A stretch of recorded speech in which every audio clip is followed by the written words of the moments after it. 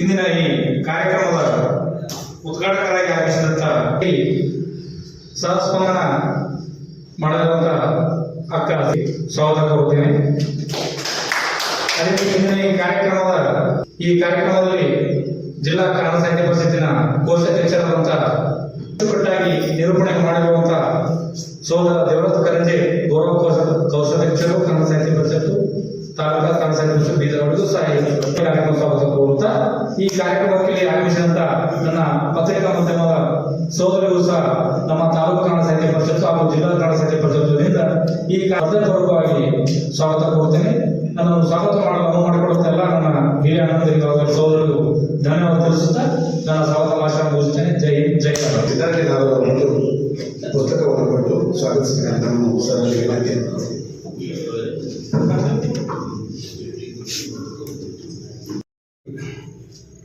ಯಾವಾಗಲೂ ಹೊಸದನ್ನ ಆಲೋಚಿಸುವ ಮತ್ತು ಅದನ್ನ ಕಾರ್ಯರೂಪಕ್ಕೆ ತರ್ತಕ್ಕಂತಹ ಪ್ರಕ್ರಿಯೆಗಳು ಬಹಳ ಕಾಲದಿಂದ ನಡೆದಿರ್ತಕ್ಕಂಥದ್ದೇ.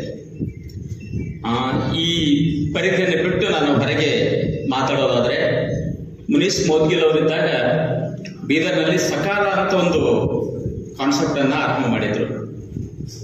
ಅದು ಸದನದಲ್ಲಿ ಚರ್ಚೆಯಾಗಿ ಇಡೀ ರಾಜ್ಯಕ್ಕೆ ವಿಸ್ತಾರ ಆಯಿತು.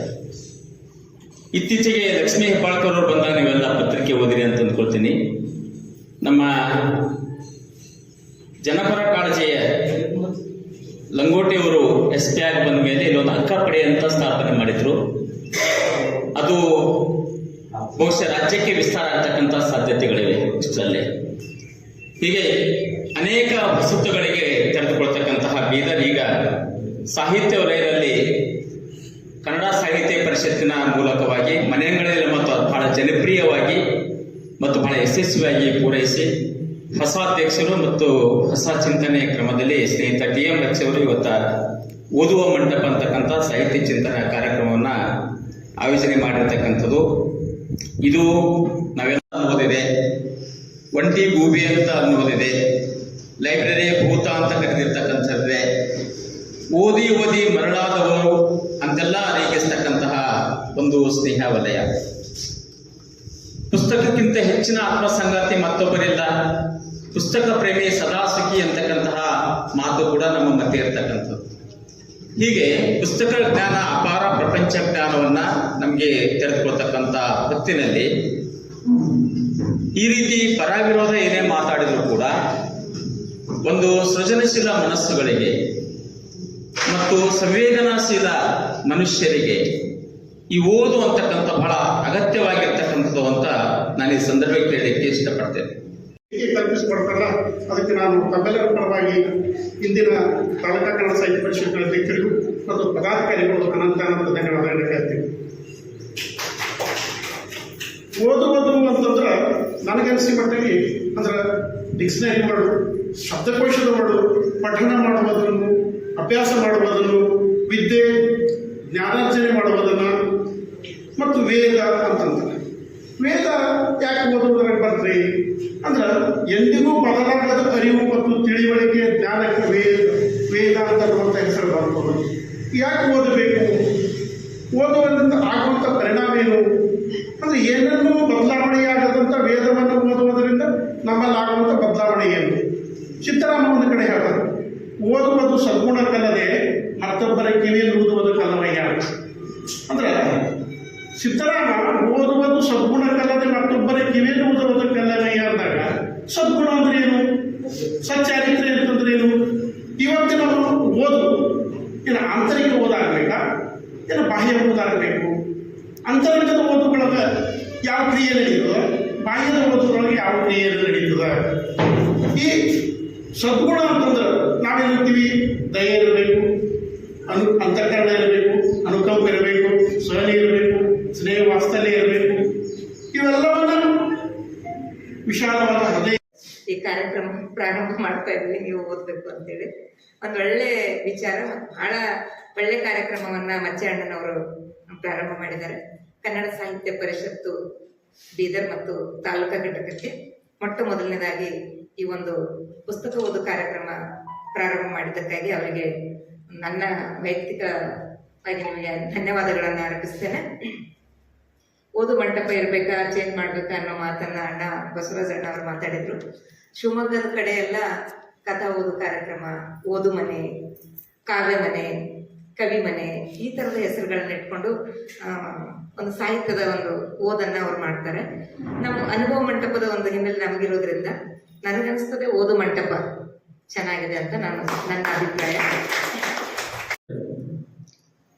ಅರುಂಧತಿ ರಾಯವರಿಗೆ ಬೂಕರ್ ಪ್ರಶಸ್ತಿ ಬಂದಾಗ ಪ್ರಜಾವಾಣಿದವರು ತಮ್ಮ ಸಾಪ್ತಾಹಿಕ ಪುರವಣಿಯಲ್ಲಿ 1997ರಲ್ಲಿ ಸಾಪ್ತಾಹಿಕ ಪುರವಣಿಯ ಫ್ರಂಟ್ ಪೇಜಿನಲ್ಲಿ ಅರುಂಧತಿ ರಾಯವರ ಕೃತಿ ಬಗ್ಗೆ ಕೆ ನರಸಿಂಹಮೂರ್ತಿಯವರು ಬರೆದಿದ್ದರು. ಇಡೀ ಆ ಲೇಖನವನ್ನು ನಾನು ಓದಿದ್ದೇನೆ ಆ ಟೈಮ್ನಲ್ಲಿ. ಆ ಲೇಖನ ಇನ್ನೂ ನನ್ನ ಕಡೆ ಇದೆ, ಪತ್ರಿಕೆನೇ ಇದೆ ನನ್ನ ಕಡೆ, ಬಟ್ ಹುಡ್ಕೋದು ಕಷ್ಟ ಇದೆ. ಆದರೆ ಹಿಂದಿನ ಪೇಜಿಗೆ ಒಂದು ಕಥೆ ಇತ್ತು. ಈಗಾಗಲೇ ಬಲ್ಲೂರವರು ಹೇಳಿದರು, ಒಮ್ಮೆ ಹೆಣ್ಣಾಗಿ ನೋಡು ಪ್ರಭುವೆ. ಅದು ಸರಿಯಾದ ಶೀರ್ಷಿಕೆಯನ್ನು ಒಮ್ಮೆ ಹೆಣ್ಣಾಗಿ ನೋಡು ಪ್ರಭುವೆ ಅಂತೇಳಿ. ಇದು ಒಂದು ಕತೆ. ಒಂದು ಪುಸ್ತಕ, ಒಬ್ಬ ಸಾಹಿತ್ಯನ ಅವ್ರು ಹೇಗೆ ಓದಲಿಕ್ಕೆ ಸಾಧ್ಯ ಅದ, ಅವ್ರು ಹೆಂಗೆ ಬರ್ದಾರ, ಏನು ಬರ್ದಾರ, ಯಾಕೆ ಬರ್ದಾರ, ಯಾವಾಗ ಬರ್ದಾರ, ಯಾರಿಗೋಸ್ಕರ ಬರ್ದಾರ ಅಂತಕ್ಕಂತಹ ತಿಳುವಳಿಕೆ ಬಹುಶಃ ನಮ್ಮ ಬೀದರ್ ಸಾಹಿತಿಗಳಿಗೆ ಮೂಡಲಿ. ನಮ್ಮವರು ಹೆಚ್ಚು ಹೆಚ್ಚು ಬೀದರ್ ಬಿಟ್ಟು ಬೇರೆ ಬೇರೆ ಜಿಲ್ಲೆಗಳಿಗೆ, ಬೇರೆ ಬೇರೆ ರಾಜ್ಯಗಳಿಗೆ ಹೋಗಲಿ. ಭಾನು ಪುಸ್ತಕ ಅವರು ಪ್ರಶಸ್ತಿ ತಗೊಂಡಾರ ಅಂದ್ರೆ ನಮ್ಮವ್ರು ತಗೊಳಕ್ಕೆ ಯೋಗ್ಯರಿಲ್ಲ ಅಂತ ಏನಿಲ್ಲ. ಆದರೆ ಆ ನಿಟ್ಟಿನಲ್ಲಿ ನಾವು ಪ್ರಯತ್ನ ಮಾಡ್ತಾ ಇದ್ದೇವ, ಆ ನಿಟ್ಟಿನಲ್ಲಿ ನಾವು ಓದ್ತಾ ಇದ್ದೇವ. ಓದಲಿಕ್ಕೆ ಏನು ಬೇಕಾಗಿದೆ, ಓದುವಂತಹ ಒಂದು ವಾತಾವರಣ ಹೇಗೆ ಸೃಷ್ಟಿ ಮಾಡಬೇಕು, ಅಂತಹ ದಿಶೆಯಲ್ಲಿ ನಾನೊಬ್ಬ ಸಾಹಿತ್ಯ ಪರಿಷತ್ತಿನ ತಾಲೂಕಾಧ್ಯಕ್ಷನಾಗಿ ಮಾತಾಡಬೇಕು ಅಂತ ಕೇಳಿದ್ರೆ ನಮ್ಮಲ್ಲಿ ಎಷ್ಟು ಯೋಜನೆ ಮಾಡಿದ್ದೇವೆ ಅಂತ ನನಗನ್ನಿಸ್ತದೆ. ಯಾಕಂತ ಕೇಳಿದ್ರೆ ಭಾನು ಪುಸ್ತಕ ಅವರ ಎದೆ ಹಣತೆ ಅಂತಕ್ಕಂಥ ಕೃತಿನ ಯಾಕೆ ತಗೊಂಡೆವು ಅಂತಕ್ಕಂಥದ್ರ ಬಗ್ಗೆ ಅಕ್ಕಣ್ಣ ಸರ್ ಹೇಳಿದ್ರು. ಈಗ ಒಂದು ಕನ್ನಡದ ಕವಯಿತ್ರಿ, ಕನ್ನಡದ ಸಾಹಿತಿ, ಎರಡನೇದು ಅದಕ್ಕೆ ಬೂಕರ್ ಪ್ರಶಸ್ತಿ ಬಂದಿರತಕ್ಕಂತಹದ್ದು, ಮೂರನೇದು ಮತ್ತು ವರ್ತಮಾನ ಕಾಲದಲ್ಲಿ ನಾವು ಬದುಕಿರ್ತಕ್ಕಂಥ ಸಂದರ್ಭದಲ್ಲಿ ನಮ್ಮ ಸಾಹಿತಿಗಳು ಹೇಗೆ ಬರಿಬೇಕು, ಯಾವುದನ್ನು ಆಯ್ಕೆ ಮಾಡ್ಕೊಳ್ಬೇಕು, ಯಾವ ದಿಶೆಯಲ್ಲಿ ನಾವು ಚಿಂತಿಸ್ಬೇಕು. ಯಾಕಂದ್ರೆ ಏನಾಗಿದೆ ಈಗ, ತಾಯಿ ಬಗ್ಗೆ ಬರಿತೇವೆ, ತಂದೆ ಬಗ್ಗೆ ಬರಿತೇವೆ, ಬದುಕಿನ ಬಗ್ಗೆ ಬರಿತೇವೆ, ಪ್ರೀತಿ ಬಗ್ಗೆ ಬರಿತೇವೆ, ಪ್ರೇಮದ ಬಗ್ಗೆ ಬರಿತೇವೆ, ಪ್ರಣಯದ ಬಗ್ಗೆ ಬರಿತೇವೆ. ಅದನ್ನು ಓದಿದಾಗ ನಾನು ನನ್ನ ಅನುಭವಕ್ಕೆ ತಗೊಂಡಾಗ ಅದು ನನ್ನ ಕಥೆ ಅನ್ನಿಸ್ಬೇಕು, ಅದು ನನ್ನ ಬದುಕಿನಲ್ಲಿ ನಡೆದಿದೆ ಅಂತ ನಾನು ಭಾವಿಸ್ಬೇಕು. ಅಂತಹ ಭಾವನೆಗಳಿಗೆ ನಾನು ಅಕ್ಷರ ರೂಪದಲ್ಲಿ ಹಿಡಿದಿರ್ತಕ್ಕಂತಹ ಸಂದರ್ಭ ಬಂದಾಗ ಒಂದು ಒಳ್ಳೆ ಕವನ ಅಥವಾ ಒಂದು ಒಳ್ಳೆ ಕಥೆ ಮೂಡಲಿಕ್ಕೆ ಸಾಧ್ಯ ಆಗ್ತದೆ. ನಮ್ಮಲ್ಲಿ ಏನಾಗಿದೆ, ಬೀದರ್ನಲ್ಲಿ ಪರಿಕಲ್ಪನೆ ಇಟ್ಕೊಂಡು ಕಾರ್ಯಕ್ರಮ ಆಯೋಜನೆ ಮಾಡಿದ್ದೇವೆ. ಮುಂದಿನ ದಿನಗಳಲ್ಲಿ ನಮ್ಮಲ್ಲಿರ್ತಕ್ಕಂಥ ಸಾಹಿತಿಗಳನ್ನ ನಾವು ಕಾಸ್ಟ್ ನೋಡೋದಿಲ್ಲ, ಅವ್ರ ವಯಸ್ಸು ನೋಡೋದಿಲ್ಲ, ಅವರ ಎಜುಕೇಶನ್ ನೋಡೋದಿಲ್ಲ, ಅವರ ಭಾಷೆ ನೋಡೋದಿಲ್ಲ. ಯಾವ ಪುಸ್ತಕ, ಯಾವ ಕೃತಿ, ಅದು ಕಥೆ ಇರಲಿ, ಕಾದಂಬರಿ ಇರಲಿ, ವಿಮರ್ಶೆ ಇರಲಿ, ಮತ್ತೊಂದಿರಲಿ, ಆ ಕೃತಿಗಳನ್ನ ಆಯ್ಕೆ ಮಾಡ್ಕೊಳ್ತಕ್ಕಂಥ ಸಂದರ್ಭದಲ್ಲಿ ಅವ್ರ ಮೊದಲ ಕೃತಿ ಇರ್ಬೋದು ಅಥವಾ ಒಂದು 100ನೇ ಕೃತಿ ಕೂಡ ಇರ್ಬೋದು. ಒಬ್ಬ ಸಾಹಿತ್ಯ ಒಂದೇ ಕೃತಿ ಬರೋದು ಬಹಳ ಉತ್ತಮವಾದಂಥ ಕೃತಿ ಇದ್ರೆ ಅದನ್ನು ನಾವು ಆಯ್ಕೆ ಮಾಡ್ಕೊಳ್ತೇವೆ. ಇಷ್ಟು ನಿಮಗೆ ಭರವಸೆ ಕೊಡ್ತೇವೆ, ಮುಂದೆ ನಮ್ಮ ಜಿಲ್ಲೆಯ ಸಾಹಿತಿಗಳು ಯಾವುದೇ ಕೃತಿಯನ್ನು ನಾವು ಆಯ್ಕೆ ಮಾಡಿಕೊಂಡು ಅದರ ಸಂಬಂಧಪಟ್ಟಂತಹ ಓದುವ ಮಂಟಪ ಕಾರ್ಯಕ್ರಮ ಮಾಡಿ ಆದ್ಮೇಲೆ ಆ ಪುಸ್ತಕದ ಬಗ್ಗೆ ಒಂದು ವಿಮರ್ಶೆ ರೆಡಿ ಮಾಡ್ತೇವೆ. ಒಂದು ರಾಜ್ಯ ಮಟ್ಟದ ಪತ್ರಿಕೆಯಲ್ಲಿ ಅದನ್ನು ಪ್ರಕಟ ಮಾಡ್ತಕ್ಕಂಥ ಒಂದು ಪ್ರಯತ್ನ ಮಾಡ್ತೇವೆ. ಬಹುಶಃ ಕಷ್ಟದ ಕೆಲಸ ಇದೆ, ಆದರೂ ಪ್ರಯತ್ನ ಮಾಡ್ತೇವೆ. ಅಂತಹ ಕೆಲಸ, ಗಂಭೀರವಾದಂತಹ ಕೆಲಸ. ಮತ್ತೆ ಇದು ಯಾವುದೇ ಸಮ್ಮೇಳನ ಅಲ್ಲ, ಯಾವುದೇ ಜಾತ್ರೆ ಅಲ್ಲ, ಯಾರಿಗೂ ಮೆಚ್ಚಿಸ್ತಕ್ಕಂಥ ಕೆಲಸದಲ್ಲ. ಇಲ್ಲಿ ನೀವೆಲ್ಲ ಏನ್ ಬಂದಿದ್ರೆ ನಾನು ಬಹಳ ಖುಷಿಯಾಗಿದೆ. ಇಡೀ ಹಾಲು ತುಂಬ್ಯದ. ನೀವೆಲ್ಲ ಮಾತಾಡೋರು ಬರದೇ ಇದ್ರು ಕೂಡ ಶುರು ಮಾಡ್ಯಾರಿ ಅನ್ನೋಷ್ಟು ಮಟ್ಟಿಗೆ ವಿಚಾರ ಮಾಡಿದೆವು. ಆದ್ರೆ ಸರಿಯಲ್ಲ ಅಂತ ಅನಿಸಿರ್ಬೇಕು ಬಹುಶಃ, ಹಂಗಾಗಿ ಸ್ವಲ್ಪ ತಡ ಮಾಡಿದ್ರು. ಆಮೇಲೆ ಮಾತಾಡೋರು ಕೂಡ ಇವತ್ತಿನ ನಾನು ಈ ರೀತಿ ಮೂಲಕ ಅನಿಸ್ಕೊಳ್ಳಿಕ್ಕೆ ಇಷ್ಟಪಡ್ತೇನೆ. ಹಾಗಾಗಿ ಇದು ಒಂದು ಬೇರೆ ಕಾರ್ಯಕ್ರಮದ ರೂಪದಲ್ಲಿ ಈ ಕಾರ್ಯಕ್ರಮ ಬೇರೆ ಬೇರೆ ಕಾರ್ಯಕ್ರಮ ಇರ್ತಾವ.